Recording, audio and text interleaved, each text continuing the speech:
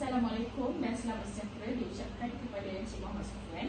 Pada hari ini, kumpulan kami yang terdiri daripada saya sendiri, Dr. Afiqah binti Abdul Aziz dan Anisha, anak perempuan anak kami, akan membentangkan tugasan kita, iaitu berkaitan skema tata cara pembentukan istilah bahasa Melayu.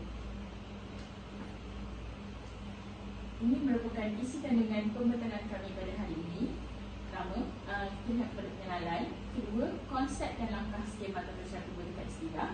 Syarat-syarat pembentukan istilah. Proses pembentukan istilah. Kelima, aplikasi pembentukan istilah. Keenam, sedikit rumusan. Dan ketujuh, perujukan. Terlihat kepada pengenalan. Menurut Kamus Dewan Bahasa dan Pustaka pada tahun 2007, istilah ditakrifkan sebagai kata gabungan atau frasa yang mengungkapkan konsep yang khusus yang terdapat dalam sesuatu bidang ilmu. Sesuatu istilah itu mempunyai makna yang tepat bagi konteks bidangnya. Pembentukan istilah dalam bahasa Melayu ialah satu proses yang teratur dan sistematik untuk mencipta perkataan baharu dalam bahasa tersebut. Proses ini melibatkan penggabungan unsur-unsur tertentu seperti akar kata, awalan, sisipan dan akhiran untuk membentuk perkataan yang memenuhi keperluan komunikasi baharu dalam masyarakat. Seterusnya, yang kedua, kita lihat kepada konsep dan langkah. Kita lihat kepada konsepnya. Pembentukan kata baru dalam bahasa Melayu adalah melalui penciptaan secara penggunaan popular, iaitu yang digunakan dalam media massa dan penulisan kreatif, atau melalui perancangan bahasa, iaitu secara perancangan bahasa yang rasmi. Terlihat dalam catatan dalam rajah di bawah. Pembentukan kata baharu dalam bahasa Melayu terbahagi kepada dua, iaitu pertama, perancangan popular yang dilakukan secara tidak terancang, dan yang kedua, perancangan bahasa yang prosesnya dilakukan secara terancang. Terlihat kepada perancangan popular. Baiklah, penggunaan perancangan popular tercetus akibat keperluan segera terhadap sesuatu kata, misalnya dalam penulisan berita, media sosial dan bidang-bidang tertentu. Maksudnya perkataan tersebut timbul dalam bahasa asing dan perlu disampaikan secara segera kepada umum atau masyarakat. Itu dalam penulisan berita, media sosial dan bidang-bidang tertentu menggunakan istilah yang khusus. Seterusnya, perkataan-perkataan dalam pembentukan kata berdasarkan penggunaan popular diperkenalkan oleh individu-individu tertentu, iaitu contohnya penulis berita untuk menyampaikan berita, pengkarya untuk menghasilkan satu karya kreatif, dan pempengaruh media sosial yang melakukan iklan dan sebagainya di media sosial. Ada juga istilah yang dibentuk menggunakan kaedah pereka ciptaan menggunakan bahasa Melayu sepenuhnya. Dan tujuan pembentukan kata penggunaan popular ini adalah bertujuan untuk menyampaikan maklumat dengan jelas dan tidak mengelirukan masyarakat, kerana memang akan ada kekeliruan terhadap istilah yang baru dikeluarkan ataupun istilah yang digunakan. Dan seterusnya, memperkaya bahasa Melayu dalam berbagai bidang. Melalui perancangan popular ini, bahasa Melayu itu dapat diperkembang kerana terdapat pelbagai istilah-istilah baharu yang muncul dalam bahasa Melayu. Baiklah, proses pembentukan kata baharu secara tidak terancang terlihat dalam rajah di bawah ini. Proses pembentukan kata baharu secara tidak terancang adalah kerana keperluan segera terhadap kata tersebut, iaitu kata tersebut adalah dalam bahasa asing, sama ada bahasa Inggeris ataupun bahasa-bahasa daripada negara lain, dan melalui tiga cara. Pertama, ciptaan sendiri. Kedua, secara ubah suai. Dan yang ketiga, diambil secara terus daripada bahasa tersebut. Contoh yang pertama adalah ciptaan sendiri. Istilah ciptaan sendiri yang sering kali digunakan pada masa kini adalah netizen. Yang sebenarnya netizen ini merupakan perkataan daripada perkataan citizen of the net, ataupun dalam bahasa Melayu sekarang dipanggil sebagai warga net. Lihat, netizen ini adalah Pembentukan kata baru secara tidak terancang, iaitu dia tidak melalui proses-proses tertentu untuk menghasilkan kata tersebut. Yang kedua, ubah suai. Contohnya perkataan hashtag. Hashtag jika ditafsirkan secara terus, dia boleh menjadi tanda hash. Tapi penggunaan yang tidak terancang menjadikannya sebagai tanda pagar. Penggunaan perkataan ini diterima kerana ia telah banyak digunakan oleh umum dan menjadi perkataan yang popular digunakan. Yang ketiga adalah diambil secara terus. Misalnya perkataan viral. Perkataan viral ini merupakan satu perkataan pembentukan kata baru yang tidak terancang kerana dia diambil terus daripada bahasa Inggeris. Dan bagi perkataan yang terancang pada masa kini, ia telah ditukar menjadi perkataan tular. Okey, seterusnya kita lihat kepada perancangan bahasa rasmi. Perancangan bahasa secara rasmi melibatkan 5 bahagian utama. Pertama, penggubalan. Kedua, pengesahan. Ketiga, penyelarasan. Keempat, pemanuskripan. Kelima, penyebaran. Baiklah, seterusnya saya serahkan kepada saudari Anusha.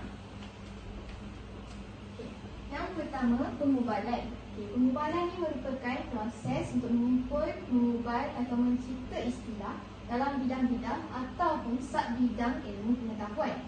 Ada aspek-aspek yang tertentu, iaitu yang pertama aspek kelompok sains asas, sains kegunaan dan kelompok sains kemasyarakatan, sains kemanusiaan dan juga mengubah istilah budaya tempatan. Dan proses ini menggunakan 2 cara, iaitu secara manual dan juga secara atas talian. Ini merupakan 5 langkah pengesahan secara manual.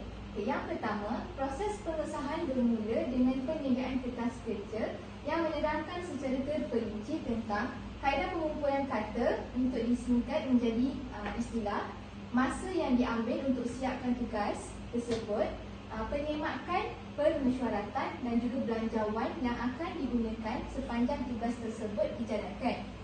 Bagi langkah kedua, projek pengumpulan dan penerbitan bahan akan diteruskan selepas kertas kerja tersebut diluluskan oleh pihak Dewan Bahasa dan Pustaka.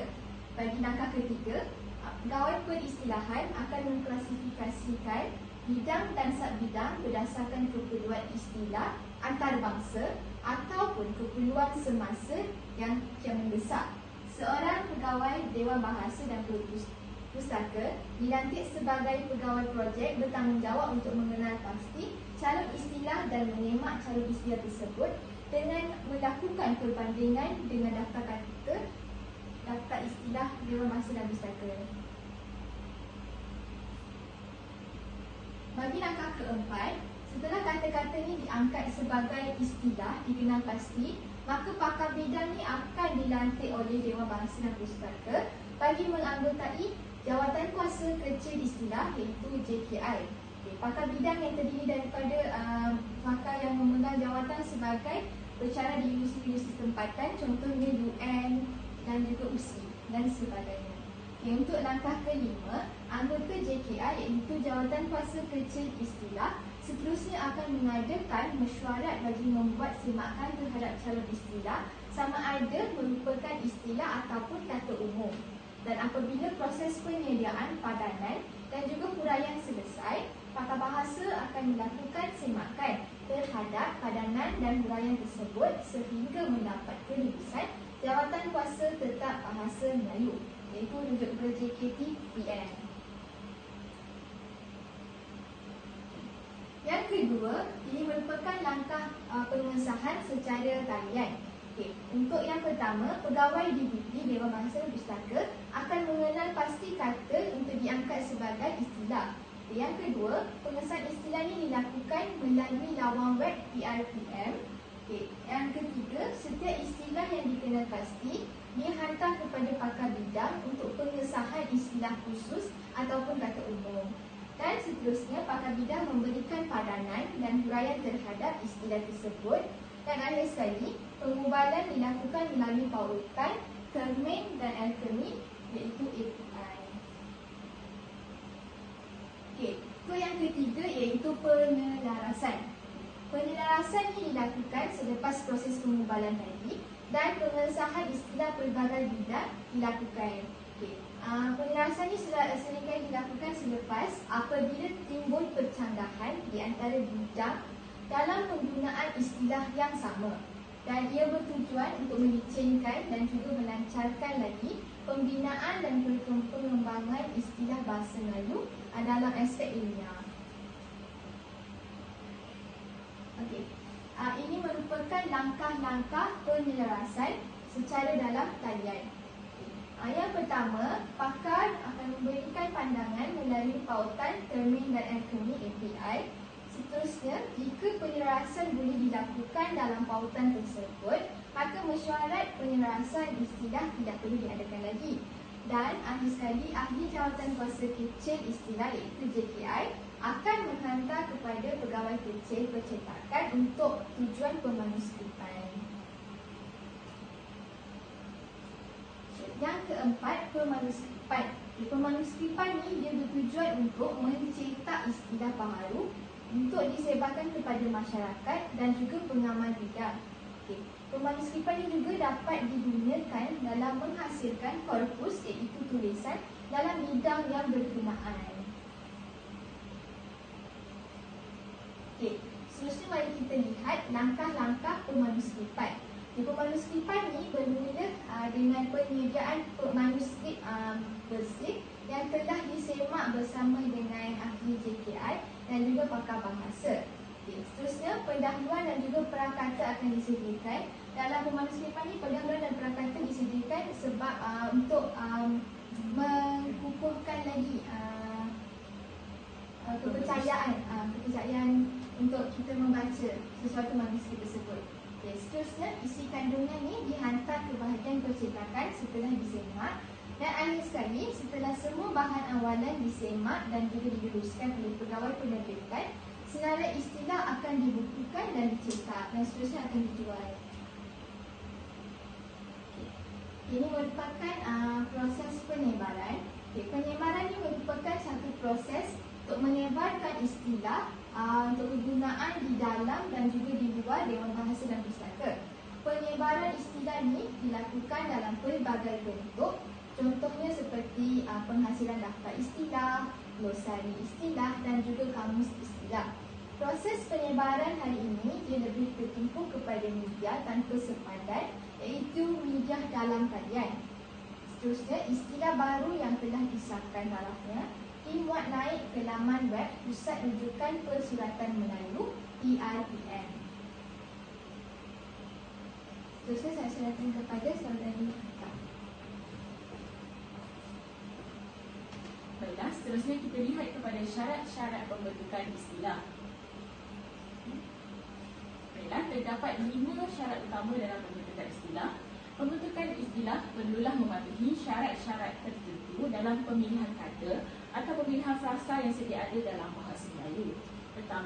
Syarat yang pertama, kata atau frasa yang dipilih adalah paling tepat untuk mengungkapkan makna yang betul mengikut bidangnya. Maksudnya perkataan atau frasa yang dipilih itu adalah mempunyai makna yang tidak menyimpang daripada perkara yang ingin disampaikan. Yang kedua, kata atau frasa yang dipilih adalah kata yang paling ringkas antara pilihan yang ada dalam rujukan yang sama, iaitu memilih istilah yang singkat. Maksudnya dalam beberapa kata atau frasa dalam satu rujukan yang sama, kita akan memilih perkataan istilah yang singkat. Ketiga, kata atau frasa yang dipilih mempunyai konotasi iaitu makna tersirat yang baik dan tidak membawa implikasi buruk dalam agama dan kepercayaan. Itu maksudnya perkataan istilah yang dipilih untuk menggambarkan perkataan itu tidak membawa makna yang buruk dalam konteks agama dan kepercayaan Indonesia. Okey, seterusnya yang keempat, kata atau frasa yang dipilih mempunyai ciri keindahan bahasanya itu sendiri, iaitu perkataan yang dipilih itu mempunyai istilah yang sedap didengar. Yang terakhir, kata atau frasa yang dipilih dibentuk daripada kaedah yang diterima. Maksudnya kaedah pembentukan kata itu menggunakan kaedah yang betul. Seterusnya, Tetapi, jika perkataan Melayu umum tidak terdapat istilah yang tepat, istilah boleh diambil daripada bahasa selain daripada perkataan Melayu umum melalui dua cara. Baiklah, kita lihat. Perkataan yang dimaksudkan selain daripada perkataan Melayu umum adalah daripada bahasa Melayu klasik, bahasa Melayu serumpun, ataupun dialek bahasa Melayu mengikut negeri-negeri ataupun kaum. Baiklah, seterusnya bahasa asing. Bahasa asing juga dimaksudkan selain daripada perkataan Melayu umum yang dapat diambil untuk menghasilkan istilah yang lain. Contohnya daripada dua kategori perkataan ini, iaitu merupakan perkataan daripada bahasa lain, boleh dilakukan dengan meminjam konsep asing dan diterjemah dalam bahasa Melayu. Ataupun cara kedua, kita boleh mengambil perkataan tersebut secara terus. Kita lihat kepada proses pembentukan istilah. Proses pembentukan istilah bahasa Melayu terbahagi kepada dua proses utama. Proses pertama adalah proses pinjam terjemah dan proses kedua adalah proses pinjaman.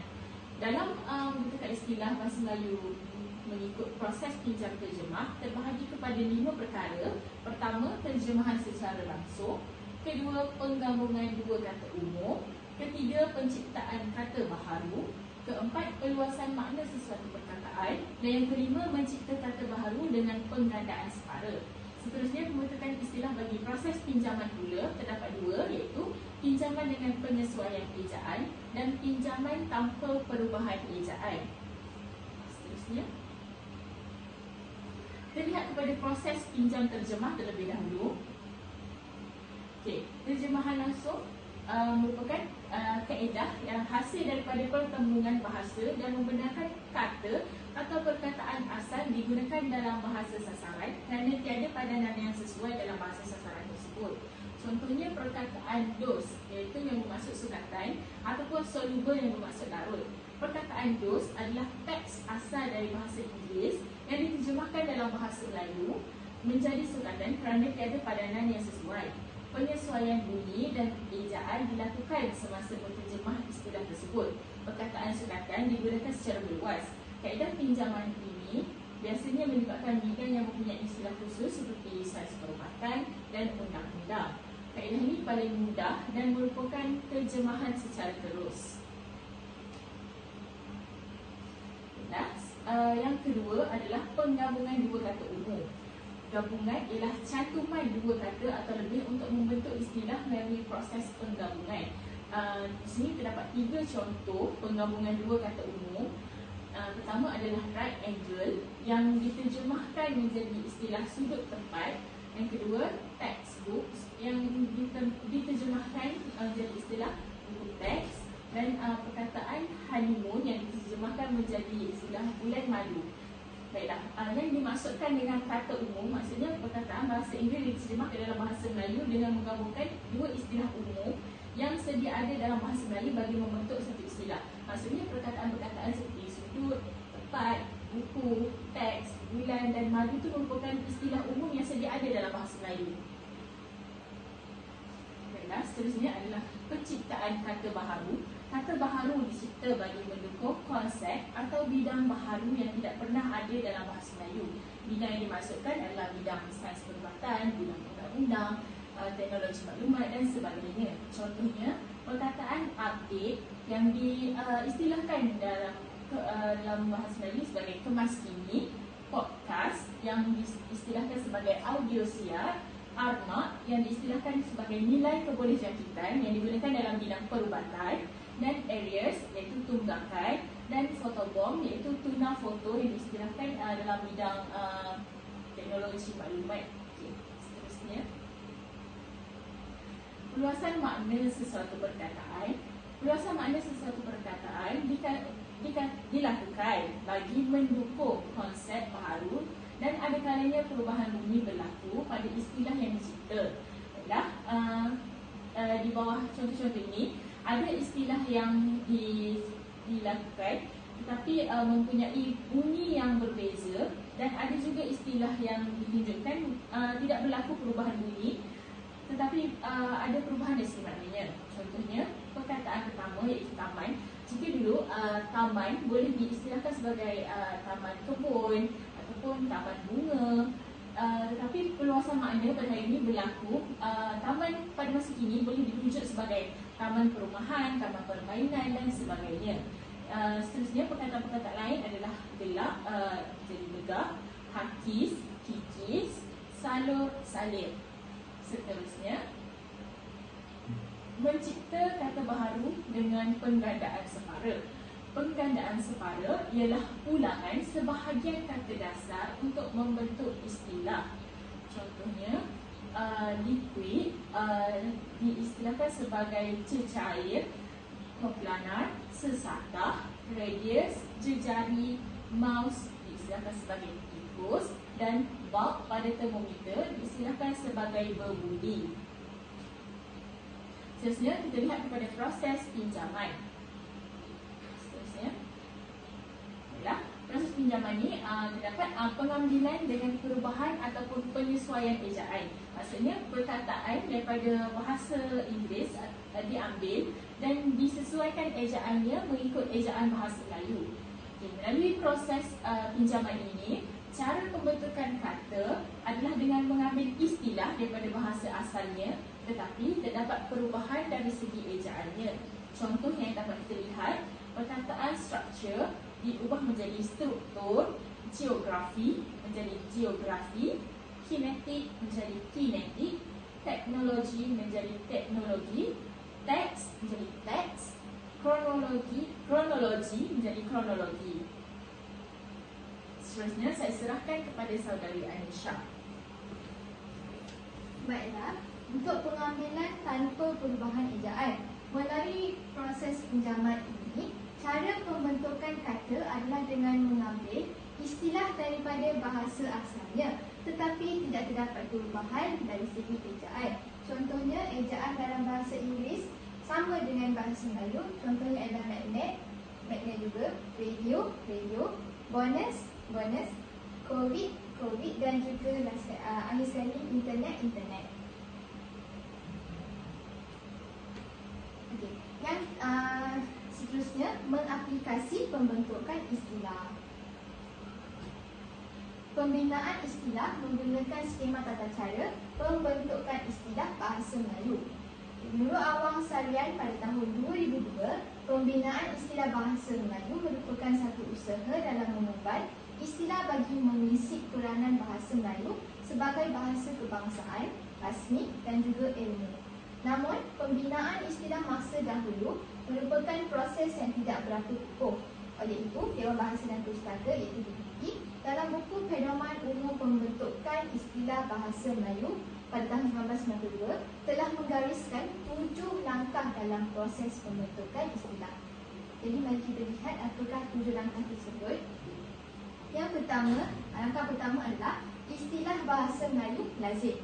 Penggunaan perkataan bahasa Melayu lazim digunakan dan dikhususkan maknanya untuk mendukung makna istilah.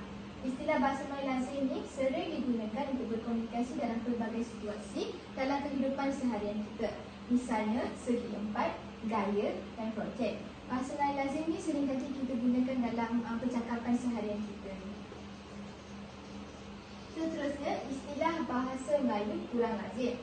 Penggunaan perkataan dalam bahasa Melayu yang kurang lazim digunakan dalam kehidupan seharian, misalnya intik, sergap dan hablu.